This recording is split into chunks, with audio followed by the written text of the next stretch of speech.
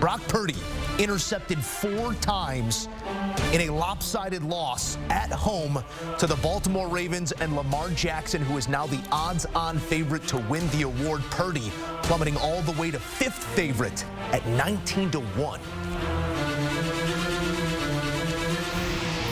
In studio alongside CBS NFL analysts Emery Hunt and Will Brinson. Fellas, not too many hairs to split coming off of this one. A decided advantage when we stack these two teams up, and that advantage goes to Baltimore on the road. Emery, what do you make of this emphatic statement specifically on the road tonight? That the defense really stepped up and took away a lot of what San Francisco wanted to do. So you got to give credit to their defensive coordinator, Mike McDonald, and what he was able to do to really make them one-dimensional. Christian McCaffrey was a key factor early in the game. They started to take him away, which led to a lot of those Brock Purdy interceptions. And once they started to come, he started to roll downhill, snowball downhill. So they took away their best option, who I think is the MVP in Christian McCaffrey. They took him away, made Brock Purdy beat them throwing the football consistently, and he couldn't do that. So this defense, to me, really stepped up and made big play after big play, which is why they got the win. You know, if you had told just about anybody that George Kittle and Brandon Ayuk both caught 7 or 6+ passes for 100+ yards, and Christian McCaffrey ran the ball 14 times for 103 yards and scored a touchdown, I don't think that many people would assume that the 49ers lost by double digits, by 2 touchdowns. But here we are. This is, I think, the most emphatic statement of the season from this Ravens team and this Ravens defense. We've seen them do this twice already this year to NFC teams. They did it to the Lions in Baltimore. They did it to the Seahawks in Baltimore. And both those teams were riding high when they came into Charm City. They got blown out. The Ravens took the show on the road here, went to San Francisco, and bludgeoned the 49ers. I mean, this game was, you know, this is supposed to be a delightful Christmas night special between the 2 1 seeds. And instead, look at all the Grinch. Zay Flowers rolled into town and stole the presents from Whoville or Brockville. I mean, look, the Brock Lobster, man, he turned into a chunk of coal, throwing 4 picks. Felt like Jameis Winston out there for a little while. No offense to your boy, Emery, but yeah, I think this is just about as emphatic a win as you can have from this Ravens defense that said, all right, everyone was on the Niners. Everyone thought they were unstoppable. Let's pump the brakes a bit. We are a very, very good team that people, for whatever reason, just didn't want to really recognize. Result notwithstanding, what stood out to me, the physicality and violence of this football game. These are 2 teams that can bang with just about anybody. I'm excited to see who can go toe-to-toe with both of them in their respective conferences, because still 2 very good football teams despite this result. We do have to talk about Purdy and the performance or lack thereof, Will. You did have 2 tip passes, you did have an arm hit, but all interceptions belong to the quarterback. 4 on the night for Purdy. Does this give you any concern moving forward when the lights do get very bright come playoff time, that something like this might be lurking under the surface? Not necessarily, Joe. I think that it's more about what Baltimore does as a defense, disguising the blitzes, bringing pressure in exotic formats, and just really making life difficult on a quarterback, particularly when you get this is the thing about San Francisco and Brock Purdy. And this is not taking away from how good he is at what he does when he's on the field, but this team and this quarterback and the success that they've had over the past year plus has largely been while front running. When they get behind and they're forced to play from behind and they're forced to throw a ton and they're forced to, it changes the play calls for Kyle Shanahan, and it changes how Brock Purdy's going to act. And look, he was under absolute pressure in the pocket. So I don't panic about, oh boy, what happens if they get to the Super Bowl? Is he going to do this? I sort of think, man, Baltimore really wasn't getting its due in terms of what they do as a defense and how good they are as a defense, although obviously Emery and I both picked them to win. Yeah, and it's funny because when you think about what San Francisco has done to teams and all the smoke and mirrors emotions, the shifts, and all of those things, they kind of get you caught looking at the eye candy. But when you think about the Browns, when you think about the Ravens and what they were able to do, the Vikings, and all of these defeats for San Francisco, they were pressuring the ball. They were very active around the ball. They were active at the line of scrimmage. If you can't get back there to Purdy, just get your hands up and try to get a tip ball and let the chips fall where they may. We saw that happen a bunch tonight against Baltimore, and the Ravens did a great job pressuring the ball, leveraging the ball, making sure that if it is incomplete or tipped or just a hair off, it's going to go into our hands, and that's how they were able to convert turnovers over to the offense, and we saw Lamar Jackson and that offense go down the field and convert those scores. 6 straight scoring drives at one point in this ballgame, but because the defense was active around the ball, active around the line of scrimmage, that's why they came up victorious tonight. And we thought we might see what the Ravens would look like chasing on their heels in a ball game. Instead, we got that picture of the 49ers and really no counterpunch until late in this game when all was just about lost. We do have to give credit where credit is due. The defense, yes, for the Ravens, but Lamar Jackson's play about as good as we've seen this season as well. Nearly 300 total yards, 2 touchdowns, stopped just shy of a third one at the goal line.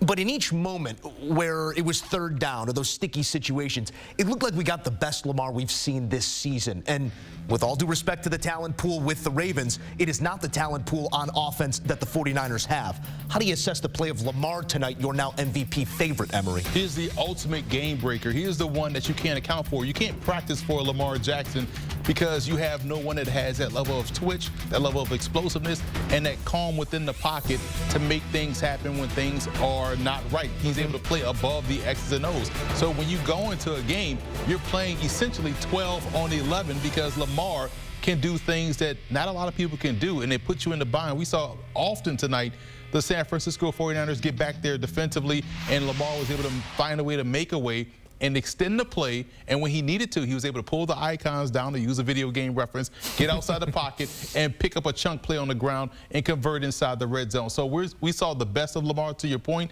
I thought this was the best he's played in this offense, considering the circumstance, considering the defense, which is why he is now your MVP favorite.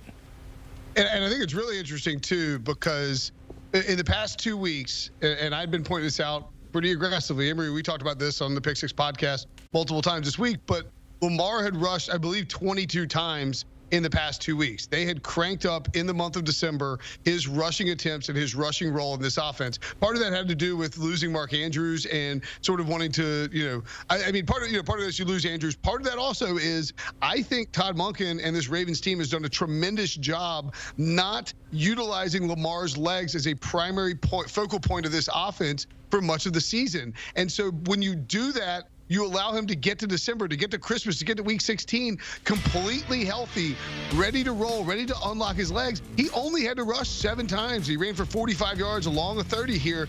If this game had been closer, remember, the Ravens sort of just pulled away quickly in the third quarter there. The weird score, right? We get the safety. Lamar probably would have escaped. If this had been a shootout where the 49ers were answering the Ravens, I think you would have seen Lamar rush somewhere between 12 and 18 times in this game, and his numbers would be even more eye-popping, and we might be saying, okay, this is a done deal for Lamar with MVP as long as the Ravens lock up the 1 seed. As it is, I still think he's the favorite. I thought he should have been the favorite coming into this game and believed that he would be the MVP. I think for the MVP discussion, though, it's very interesting because you see how quickly the odds flip in game. People are pulling down the odds and like flipping them post-game.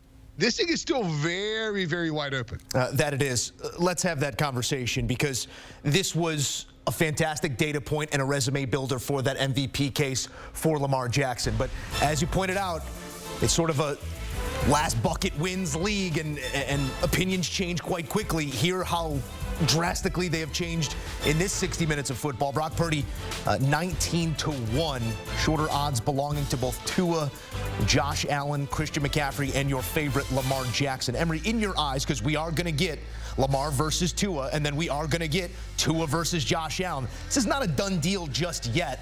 Lamar is your favorite, but where will this be decided? Is this just a recency bias award, or do you think we'll be able to step back and look at the body of work throughout the season? Bro, it is so recency bias. Yeah. You're asking people in 2023 to have nuance when it regards to an argument? Heck no. This will be, in my opinion, easier for Christian McCaffrey to win because the quarterbacks will play each other out, and then people will realize, man, Christian McCaffrey is explosive. He's dynamic. By the end of the season, he may have 45 American touchdowns. You know, this guy just keeps finding the end zone. And you notice in this ball game, when they needed to come back, they got away from him in the third quarter until they had to go to him, and they went right down the field quickly because of Christian McCaffrey. He has shown time and time again he is the most valuable player, not only on this football team, but in the NFL. Deebo Samuel should get consideration because he is also one of those +1 guys, plays above the X's and O's, but he hadn't played enough games this season. But I feel like because people are so prisoner of the moment, we'll hear all tomorrow about how Lamar Jackson has won it. But Christian McCaffrey should get the consideration because he's been the most consistent all throughout the season. You throw Sam Darnold back there, he could run for as many yards as Christian McCaffrey does. Look, I think when you look at these awards, you got to remember, and it's late enough where he won't hear this unless he catches on the wheel overnight. But you know, you got to remember the numbskulls that are voting for this, people like Pete Prisco, yeah. right? So you know that you're going to get some recency bias and some mental mistakes being made here. I think back to the Mac Jones, Jamar Chase Rookie of the Year, which in hindsight, hilarious discussion. But Mac Jones was like -1,000 to win that award going into Week 16 of his rookie year. Jamar Chase explodes for 252 yards against the Chiefs. Yada, yada, yada. The entire thing flips. I'm telling you, it's not out of the question that Tua or Josh Allen can steal this award. I think Lamar is going to be the guy. And this is one case, guys, where, you know, we talk about voter fatigue. Like Patrick Mahomes, people wouldn't want to vote for Patrick Mahomes this year. Not that he would be in consideration, but there's a reverse corollary here. It is it's sort of like familiarity. They have given the award to Lamar Jackson before, and therefore are comfortable voting for Lamar Jackson. It's not a weird sensation like putting Brock Purdy up there. I think this is, you know, it's probably Lamar's to lose, but I wouldn't be shocked if an AFC East quarterback stole it. And how about it comes on the tail end of the season where the ink was barely dry? Sometimes you sign that big deal, the play drops off. Lamar has risen to the moment and owned this moment in Santa Clara. Will Brinson, Emory Hunt. But the Falcons and the Panthers got Des Ridder and Bryce Young. So, you know, why not give up 2 first-round picks to Lamar? Why would you bother thinking about it? It's a doing zero-sum game, right? Well, we appreciate the thoughts, as always, as we will sort out that MVP situation at another juncture. How about this? You thought you had a Merry Christmas? One bettor turned $5 into nearly $500,000. Anytime touchdowns, 14 of them across the slate here in Week 16. The final leg, Emory coming home with Christian McCaffrey, and it did come via a final leg as he muscled his way into the end zone. What are you buying, Joe, quickly with that money if you would win? First thing. Insurance. Everybody is getting a different jersey. I'm buying 14 jerseys for my closest friends. Everybody's getting a different one. I'm wearing CMC because that was the final dollar to come home. Which one would you like? You want to? I'll get you on a. Get me the Price is White wheel. The wheel that they spin. You want to spin showdown? Okay. Give me that one. So you're going back to the board with this 400,000+, huh? Easily. You got to let some of it ride. Yeah, exactly. Maybe you take it, you put it on, I don't know. Sam Darnold to win MVP? I was going to suggest Josh Allen, but if we want some return, we go Sam Darnold. That might pay the same as a 14-leg parlay. Here's to you winning on the holidays. Plenty more coming on CBS Sports HQ, including how Monday's holiday results inform what we might see come playoff time. We're taking a look at that picture next.